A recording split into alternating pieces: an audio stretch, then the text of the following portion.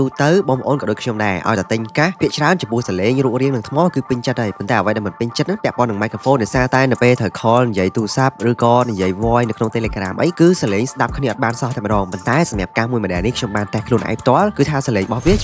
បងប្អូនការកំសាន្តនិងរំសាយអារម្មណ៍មានច្រើនជម្រើសតែជម្រើសភាគច្រើនដែលគ្រប់គ្នាតែងតែធ្វើនោះគឺការស្ដាប់តន្ត្រីទស្សនាភាពយន្តស្ដាប់ audiobook ឬមាតិកាផ្សេងៗទៀតមិនថានៅផ្ទះឬចេញក្រៅឬទៅហាត់ប្រាណអីនោះទេហើយជាពិសេសសម្រាប់ខ្ញុំផ្ទាល់តែម្ដងដើម្បីជំនួយឲ្យកាន់តែអារម្មណ៍ល្អទៀតនោះគឺចាំបាច់ត្រូវការគុណភាពសំឡេងបូកផ្សំបន្ថែមផងដែរអញ្ចឹងខ្ញុំក៏បានទៅរកទិញកាសហើយចង់បានកាសណាដែលមានសំឡេងកប់តម្លៃទទួលយកបានហើយក៏បានតេស្តចំកាស Bluetooth មួយ model ដែលវាមានគុណភាពមិនសមនឹងតម្លៃសោះតែម្ដងគឺថាសំឡេងនិងរបៀបប្រើប្រាស់គឺដូចនឹងកាសដែលមានតម្លៃរាប់រយដុល្លារអញ្ចឹងពាក់មួយចំហៀងក៏បានសងខាងក៏បានថ្មកាន់បានយូរនិងខនិយាយទូរស័ព្ទបានច្បាស់ល្អមែនតើបើប្រៀបធៀបជាមួយនឹងការតម្លៃប្រហាក់ប្រហែលគ្នាហើយកាសនេះមានឈ្មោះថា JR FN3 ដែលជា brand របស់ Joy Room ដែលមានបទពិសោធន៍ជាង16ឆ្នាំបើតាមខ្ញុំឆែកមើលផ្នែកសំឡេងតោះអញ្ចឹងខ្ញុំនឹងរៀបរាប់ពីលក្ខណៈពិសេសរបស់កាសនេះជូនបងប្អូនអរគ្នា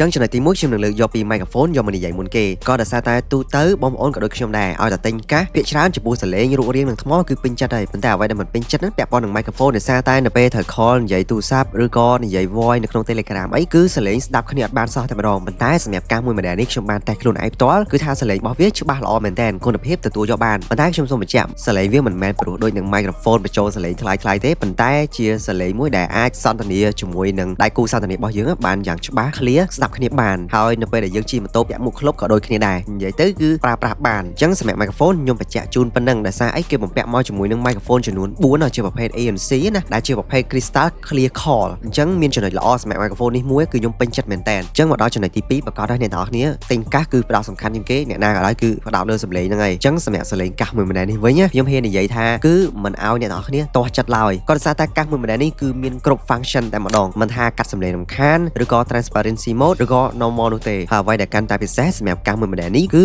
យើងអាច connect ជាមួយនឹង app មិនថា Android ឬក៏ iOS នោះទេយើងអាចកំណត់ tone សំឡេងកម្រិតសំឡេងបានយ៉ាងមួយឆ្ងាញ់តែម្ដងតាមចំណង់ចំណូលចិត្តរបស់យើងតែម្ដងចង់ឲ្យបុកបាសធ្ងន់ក៏បុកបានចង់ឲ្យបុកស្រាលក៏បុកបានដោយសារតែមាន driver រហូតដល់13 mm ក៏ប៉ុន្តែអ្វីដែលខ្ញុំនិយាយនេះគឺជាបទពិសោធន៍ខ្ញុំផ្ទាល់បើសិនជាបងប្អូនទាំងអស់គ្នាចង់ស្ដាប់សំឡេងដោយអ្វីដែលខ្ញុំបានប្រាប់អ្នកទាំងអស់គ្នានេះថាពិតមែនអត់អ្នកទាំងអស់គ្នាអាចអញ្ជើញមកតេស្តផ្ទាល់នៅអាសយដ្ឋានហាងដែលមានលក់កាសនេះនៅក្នុង caption ខាងលើបានអ្នកទាំងអស់គ្នាអាចមកតេស្តសេរីទៅព្រោះហាងនេះគឺគេមានដាក់ផលិតផលឲ្យអ្នកទាំងអស់គ្នា demo ហើយមិនមែនមានតែកាសមួយ model នោះទេគឺមានកាសជាច្រើនប្រភេទទៀតផងដែរហើយមកដល់ចំណុចទី3អ្វីដែលធ្វើឲ្យខ្ញុំប្លែកអារម្មណ៍ជាងគេនៅពេលខ្ញុំបើកប្រអប់កាសនេះមកណាគឺគេមានបន្ថែមមកជាមួយនឹងខេសពណ៌ខ្មៅមួយសស្អាតមែនតើជាខេស original របស់ Joy Room តែម្ដងហើយខេសនេះគឺគេមានតពក់សម្រាប់យើងទុកតពក់នឹងសោម៉ូតូសោឡានកាបូបឬក៏តពក់នឹងចង្កេះជាដើមអញ្ចឹងចំណេញមែនតើយើងអត់ចាំបាច់ត្រូវចំណាយលុយឬក៏ថវិកាបន្ថែមដើម្បីទិញខេសក្រៅនោះទេសម្រាប់ប្រអប់វាវិញក៏មាននៅ LED display សម្រាប់បង្ហាញនៅភាគរយថ្មនៃក្របកាសវែងស្ដាំហ្នឹងដើម្បីឲ្យយើងដឹងពីភាគរយថ្មរបស់វាបានផងដែរហើយនេះឥឡូវនេះគេពេញនិយមមែនតើឲ្យតែទិញកាសគេតែសួរថា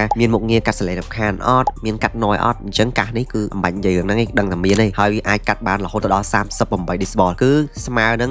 95% នៃសំឡេងរំខានជុំវិញខ្លួនរបស់យើងបងប្អូនទាំងអស់គ្នាអូហើយកន្លែងមកមើលរូបរាង design របស់វាវិញសម្រាប់ការ design នេះគឺខ្ញុំពេញចិត្តមែនតើងាយស្រួលដាក់តាមខ្លួនវាជារចនាប័ទ្មបែប comfort with zero pressure earbud ដែលវាល្អសម្រាប់ការពាក់ច្រើនម៉ោងហើយវាស្រាលពាក់យូរយ៉ាងណាក៏មិនធ្ងន់ឬឈឺត្រចៀកនោះឡើយហើយជាពិសេសគឺហាប់ជាប់ក្នុងត្រចៀកបានល្អមែនតើដែលអនុញ្ញាតឲ្យយើងនឹងងាយស្រួលក្នុងការផ្លាស់ប្ដូរបទចម្រៀងដំឡើងសំឡេងដោយគ្រាន់តែយើងចុចប៉ះថាច់ជាមួយនឹងក្របកាសហ្នឹងគឺបានតែម្ដងអញ្ចឹងសម្រាប់កាសដែលមានសមត្ថភាពកម្រិតខ្លាំងប៉ុណ្នេះហើយតម្លៃវាសមរម្យមែនតើអញ្ចឹងខ្ញុំគិតថាអ្នកនរគ្នាមិនគួរមើលរំលងឡើយអរគុណអ្នកនរគ្នាជួបគ្នានៅវីដេអូក្រោយសង្ឃឹមថាអ្នកនរគ្នាបានតេស្តកាសនេះផ្ទាល់ហើយមកខមមិនពីបទពិសោធន៍ដែលអ្នកនរគ្នាបានតេស្តសាកល្បងនោះ